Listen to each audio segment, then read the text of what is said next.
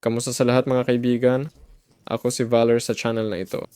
Ngayon ipapakita ko kung paano makakuha ng maximum brightness sa Minecraft Bedrock sa anumang platform, PlayStation, Xbox, Nintendo Switch, phone, at iba pa.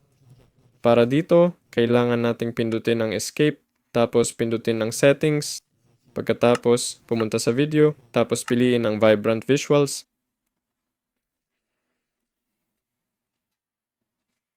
Maaaring tumagal ng kaunti, pagbabago ng graphics, ayan. Tapos i-click ang vibrant visuals options at dagdagan ng gamma. Halimbawa, mga 125. I-click ang continue, bumalik tayo at makukuha na ang maximum brightness. Basically, parang night vision na ito. Ayan. Pwede pa nating dagdagan, oo, hanggang maximum.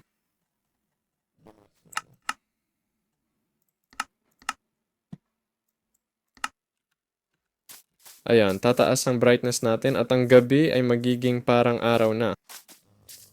May RTX lang ako kaya mukhang kakaiba. Pero kahit walang vibrant visuals o hindi gumagana ang vibrant visuals, sige ibabalik ko muna sa dati.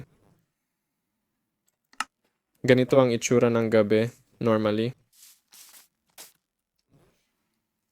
Pumunta sa settings, i-click ang video, piliin ang simple, tapos i-adjust lang ang brightness slider.